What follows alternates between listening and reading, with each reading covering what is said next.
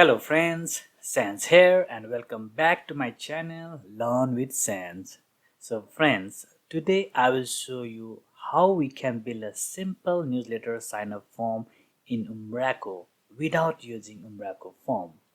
And friends, if you don't know what newsletter form is, then don't worry, I will explain what it is.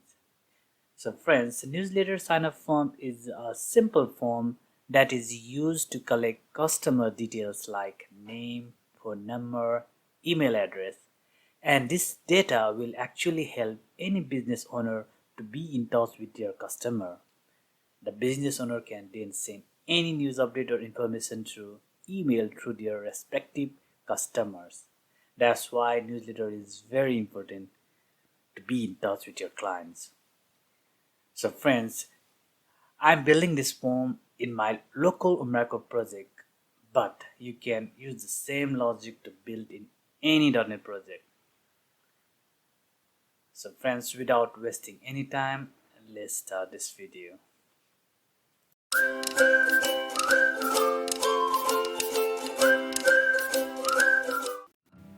So guys, I won't write each and every code because this will make you boring and this will take much more time as well.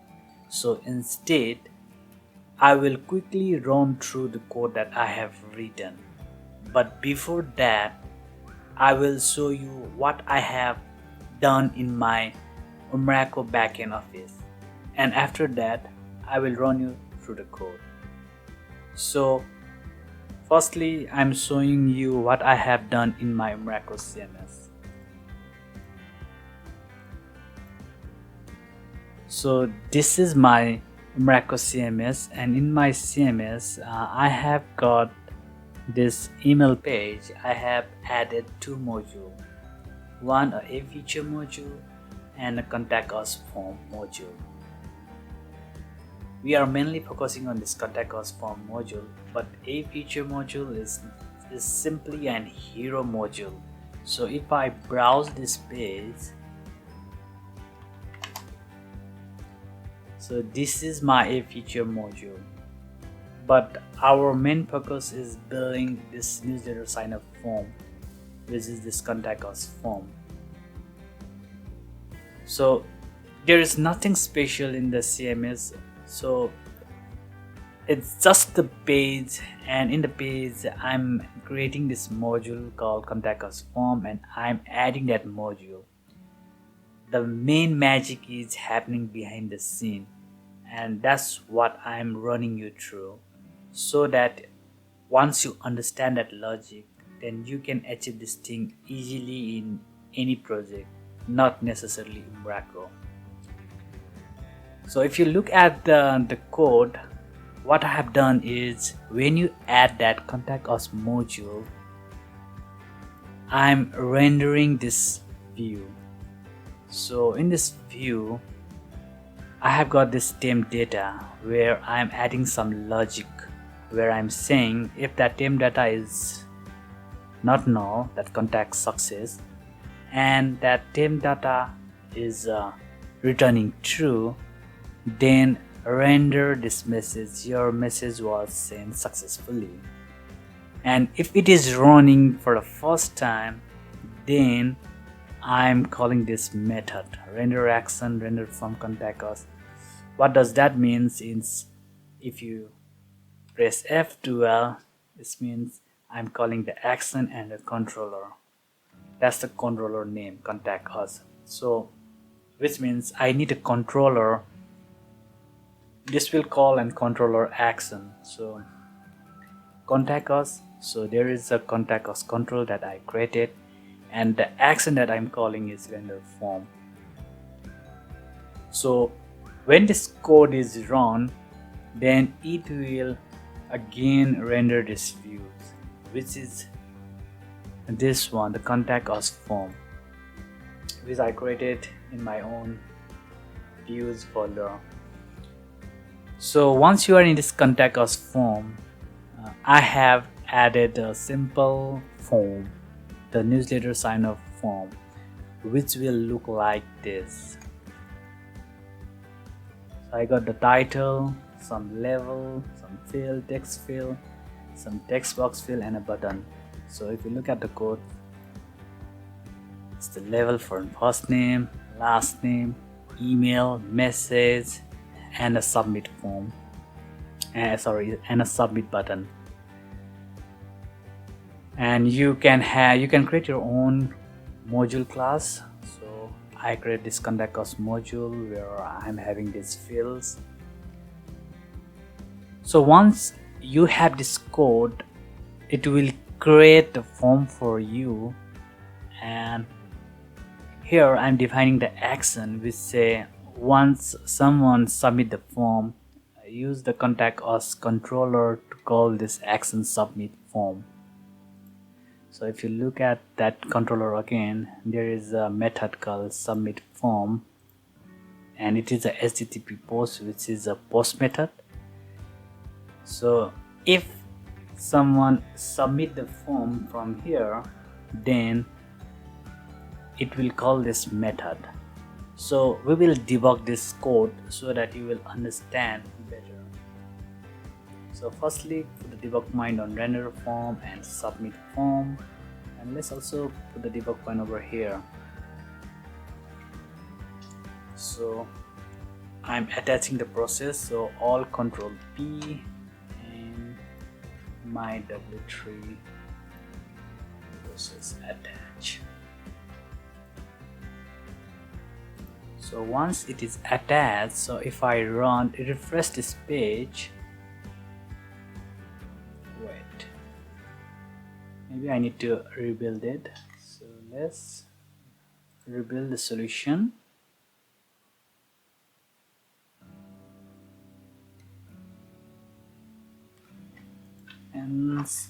And again attach the process. I have set up my local project in IIS, so I'm doing this way to attach my process because I find it very easy to debug in that way instead of just running through Visual Studio IIS Express. So click attach, and now if you refresh the page,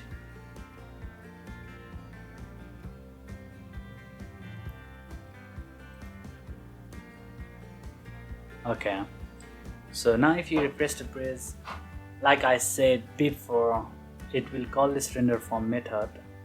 So you can also check call stack. So you can see it's checking the stem data, which is null at the moment, so it's passing over here, and this is calling this render form method. F10 again, press F5, and this will call this contact us form. You can double check by pressing F9 and refresh. F5, see, you are calling this view. So once you have this view, then the main thing is you need to have the logic when you submit the form. So now when I send any message like Sanz gxs.com and submit, this will first check the form, and if the form is valid, then it will call the send email, and the send email is the main method that we need to understand. So in the send email, I'm passing this contact model, and in the model you will have different field, first name, last name, email, messages, which I'm using in the form. So as a subject, I'm setting as a newsletter subscription. For body template, simple message like thank you Sanjay for subscribing our newsletter, and the mail message, this is the important thing. So I'm building this mail message object where I'm passing this from, and the email address and subject and body template you can see. But this SMTP section form, you can see over here, I'm reading this setting from web config. So what it does, it check your web config file and check for the specific node, SMTP net, matching SMTP, and create that section. So if you jump into your web config, like I said, there should be SMTP net node mail setting SMTP. So I'm reading from here. So once you have this SMTP section, then from there I'm reading the form. So you can set the from as any email, but for demonstration I'm using node reply at example.com. And once you have that thing, you can easily build this mail message object where I'm passing from. The email address is the address that you are getting from the form, subject as a newsletter subscription, and a body template. And then you need to build the SMTP client object. And once you build the SMTP client object, then it has this send message method, where you need to pass that mail message. So the message we already built that. So once you pass that message, then it will send a message, and you will, this is the kind of message that it will send to your client. And you will also get this message like your message was sent successfully, because in our form I have already show you like, like if this temp data is not null and is set to true, then pass this message. And in the controller you can see, once this has been successfully run, right,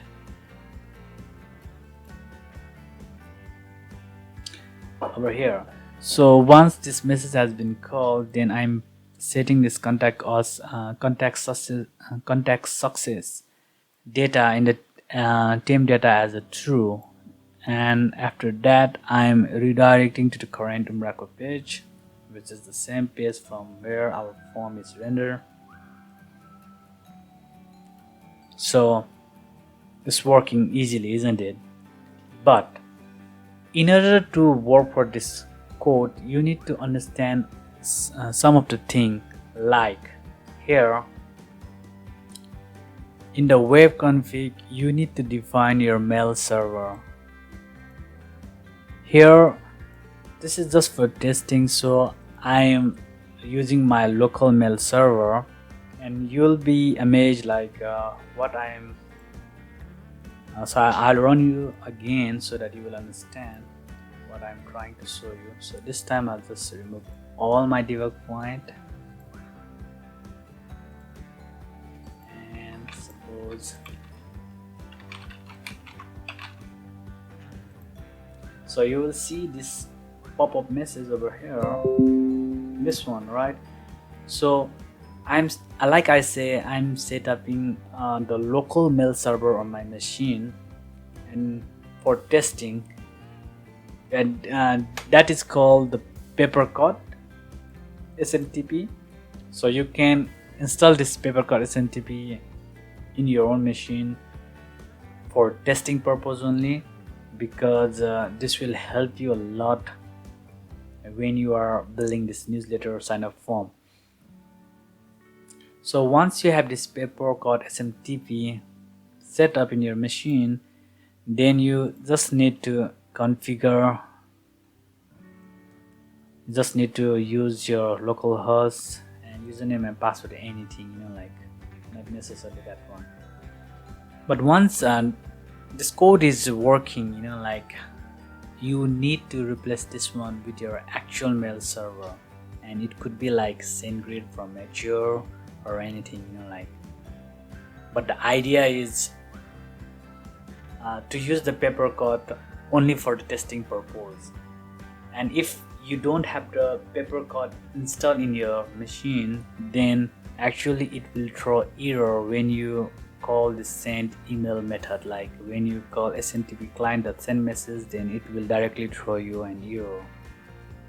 So this is very important, that you need to understand that you need to install the paper code for testing. And if you don't want to test and you directly want to apply in the production code, then you need to provide your mail server over here. In your production side, you need to provide the actual mail server setting. But as I mentioned, it's always good to test before your code goes into the production. So better use the paper code install on your local server in your local machine and test your code over here. And once it's working, then you can always replace this with your actual mail server. And once you get this message, it means your code is actually working. So you can see this body template, thank you whatever person you are adding the first name for subscribing our newsletter. I hope you understand the main logic that I'm using, and you can use the same logic to build the newsletter sign up form in any platform, not necessarily in Umbraco, but any ASP.NET project. And if you like my video, please do like and share this video with your friends and subscribe my channel. And in my next video, I will show you how you can save those subscribers into Umbraco CMS. Thank you.